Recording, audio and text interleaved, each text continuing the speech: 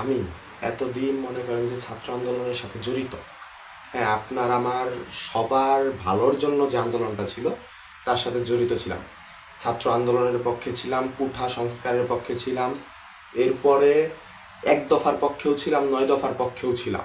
মানুষের মতো আমি মোড় ঘুরাই নাই যে আমি আপনার এক দফার পক্ষে নাই। আমি আগে যা চাইছেন তার পক্ষে আছি, বাট এখন যা চাচ্ছেন তার পক্ষে নাই। বাট আমার সবথেকে খারাপ লাগলো যে বিষয়টা, আমি বিভিন্ন আওয়ামী গুন্ডা লীগের গ্রুপে দেখলাম তারা হচ্ছে প্রস্তুতি নিচ্ছে। তারা প্রস্তুতি নিচ্ছে আপনার হচ্ছে 15ই আগস্টে শান্তি সমাবেশের। আর তাদের শান্তি সমাবেশ না, এটা আমাদের বিরুদ্ধে চক্রান্ত, এটা আপনাদের বুঝতে হবে। এটা আমার আপনার বিরুদ্ধে চক্রান্ত। তাদের বাড়ি পুরানো হয়েছে, ঘর পুরানো হয়েছে। আচ্ছা, আমার এই ভিডিওটা হয়তো আওয়ামী লীগেরও কেউ দেখতেছে। তাদের কাছে আমার একটা কথা, যারা স্বৈরাচারী ছিল, যারা সন্ত্রাস ছিল, বাড়িঘর তাদেরই পুরানো হয়েছে। আমার এলাকায় আওয়ামী লীগের একটা বাড়িও পুরানো হয় নাই। যারা আগে চাঁদাবাজি করতো, মানুষের উপর জুলুম করতো, শুধু তাদের বাড়ি পুরানো হয়েছে। আওয়ামী লীগ নামধারী যারা আগে চাঁদাবাজি করতো, তাদের প্রিয় প্রিয় অভিভাবকের কথায় তাদের বাড়ি পুরানো হয়েছে। আপনার আমার বাড়িতে তো কেউ একটা বাড়ি দেওয়া দেখে নাই। কেন দেখে নাই? কারণ আপনি আমি কখনো কারোর উপর জুলুম করি নাই। আমরা মাজলুম ছিলাম, আমরা জুলুমকারী ছিলাম না। আজকে ভারত বলতেছে যে হচ্ছে হিন্দুদের মারতেছে, এই জায়গায় হিন্দুদের মারতেছে। আমি কোনো জামাত না, আমার চুল দাড়ি দেখে আবার আমার জামাত ভাববেন না। আমি বিএমপিও না, আমি কোনো দলের সাথেই জড়িত না। আমি সবসময় ন্যায়ের পক্ষে, অন্যায়ের বিপক্ষে। আজকে ইন্ডিয়া কি বলতেছে যে হচ্ছে হিন্দু সংখ্যালঘু দেখে তাদের বিতাড়িত করতেছে। আচ্ছা, আমার একটা প্রশ্নের উত্তর দেন। আয়নাগর থেকে হাজার হাজার আমাদের মুসলিমের ইমাম, তাদের মানে মুসলিমের একটা নেতাবৃন্দ তারা সেখান থেকে বেরোইছে, বাট একটা পুরোহিত বেরোইছে আয়নাগর থেকে? বেরোয় নেই। তো সংখ্যালঘু কারা? হলে নিজেদের বুক সেলফে, স্টুডেন্টরা হলে নিজেদের বুক সেলফে আপনার কোরআন শরীফ রাখতে পারতো না। তাহলে এখানে সংখ্যালঘু কারা, নির্যাতিত কারা, মুসলিম না হিন্দু? আচ্ছা, হিন্দু ভাইয়েরা আপনারা তো ভিডিও দেখতেছেন, আপনারা বলেন তো, আমরা কখনো আপনাদের উপরে কখনো কোনোদিন কোনোভাবে আক্রমণ করছি, তাচ্ছিল্যের হাসি দেওয়া কথা বলছি? কখনো না। যারা প্রকৃত শিক্ষিত তারা কখনো কোনো ধর্মকে ছোট করে কথা বলতে পারে না। আমার ধর্ম, আমার রাসূল এটা শিক্ষা দেয় না। আজকে সজীব ওয়াজেদ জয়, তার কথাও তো ওই যে পলকের মতো, চোখের পলকে পলকে হলো চেঞ্জ হয়। চোখের পলকে পলকে চেঞ্জ হয় না।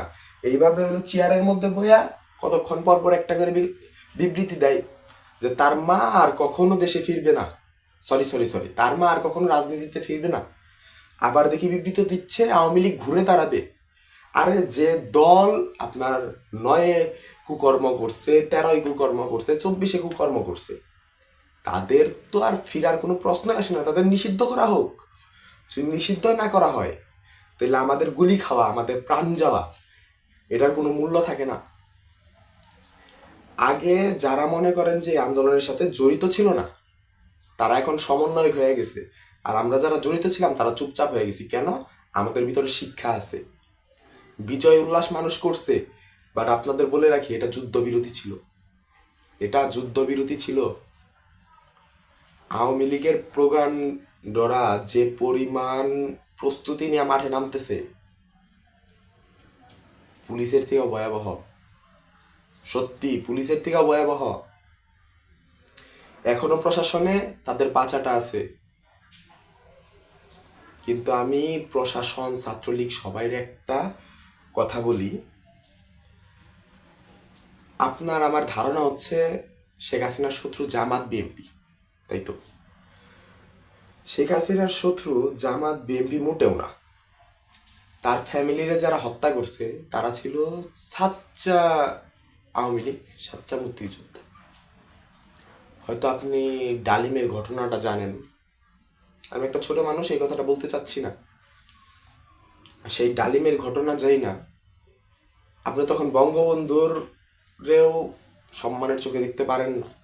হ্যাঁ, তার ডাকে আমাদের দেশ স্বাধীন হয়েছে, ঠিক আছে। তার ডাকে আমাদের দেশ স্বাধীন হয়েছে, ঠিক আছে। তার মূর্তি ভাঙার পিছনে তার মেয়ে দায়ী, আপনি আমি না। আপনি বলেন তো, আপনি কি কখনো শেখ মুজিবের ছোট করে কথা বলছেন? বলেন নাই। কেন বলেন নাই? কারণ সে তার দিক থেকে ভালো ছিল, কিন্তু বর্তমানে তার মেয়ে যা শুরু করছে, তখন কি আপনি চুপ থাকতে পারছেন? পারেন নাই। আচ্ছা, আমরা সবাই তো নবীরে ভালোবাসি, অন্য অন্য ধর্মের যারা আছে তারাও তাদের মহাপুরুষদের ভালোবাসে। কোনো ভাস্কর্য কি আমরা রাস্তায় রাখি? রাখি না।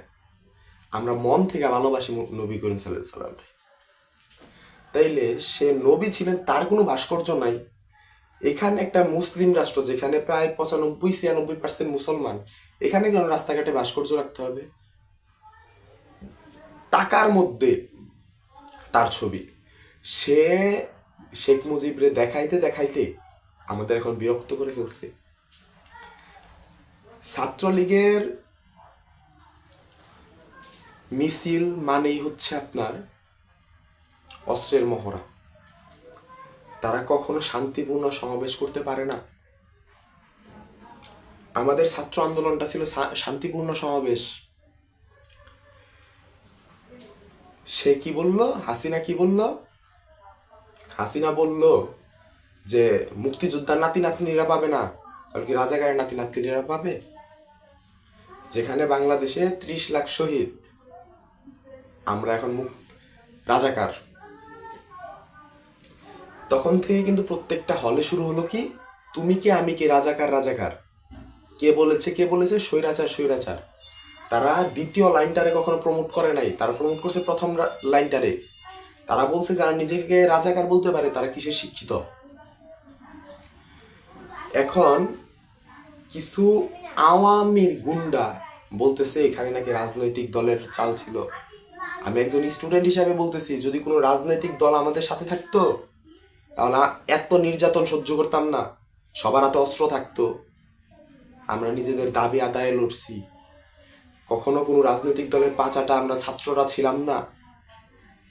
যারা ছাত্র লীগ পরিচয় দেয়, ছাত্রলীগ পরিচয় দিয়ে এখানে চাঁদাবাজি করে, তাদের একটু দেখেন, তারা স্কুলের বারান্দায়ও যায় না। 15ই আগস্ট নিয়ে ভয়াবহ ভয়াবহ পরিকল্পনা চলতেছে তাদের মাঝে, ভয়াবহ। আপনারা সতর্ক থাকেন।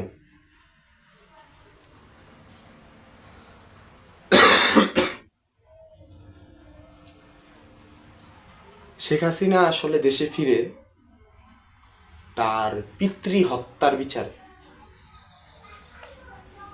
তার পিতারে যারা হত্যা করছে তাদের কঙ্কালো এখন নাই, কঙ্কালো মাটির লগে মিশে গেছে। শেখ হাসিনার শত্রু এখন আপনি, আমি।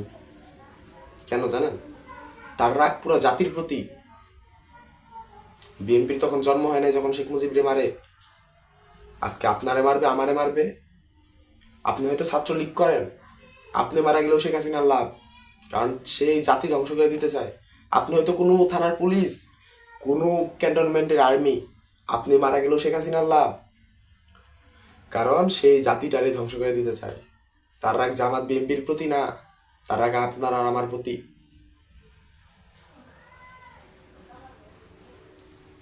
দয়া করে বিবেক দেয়া চলুন, আবেগ দিয়ে অনেক চলছেন। আজকে যদি আপনার একটা ভাই মারা যায়, শেখ হাসিনার কি হবে? কিচ্ছু হবে না, বাট আপনার মা কান্না করবে। আজকে যদি আমি মারা যাই তাহলে শেখ হাসিনার কিচ্ছু হবে না, আমার মার যাবে, আমার বাবার যাবে। দেশ বাঁচান। ওই শেখ হাসিনা আসতেছে দেখা ওই গুন্ডা লীগের কাছে যায়েন না। আর আমি বড় পর্যায়ে যারা আছে তাদের নিকট করল জুড়ে দরকারে পা ধইরা আমি অনুরোধ জানাইতেছি, এই সরকারের নিষিদ্ধ ঘোষণা করেন ভাই, নিষিদ্ধ ঘোষণা করেন। কুকুরের লেজ কখনো সোজা হয় না। এরা যদি আরো 100 বছর পরে উইরা আসে, তা আমাদের পরবর্তী প্রজন্মের প্রতি একই একই ধরনের স্বৈরাচারী শাসন দিবে।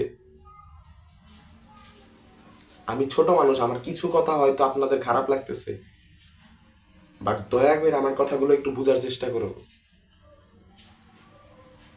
দেশ এখন সংকটের মধ্যে আছে। ছাত্রলীগ কি করে?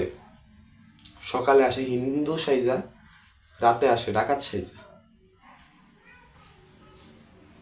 এরপরেও যদি আপনারা তাদেরই সাপোর্ট করেন, আপনারা মূর্খ, দেশের আবর্জনা আপনারা। এত গণহত্যা, এত চুরির পরেও যদি সেই আওয়ামী লীগকেই সাপোর্ট করেন, তাহলে আপনার দেশের আবর্জনা।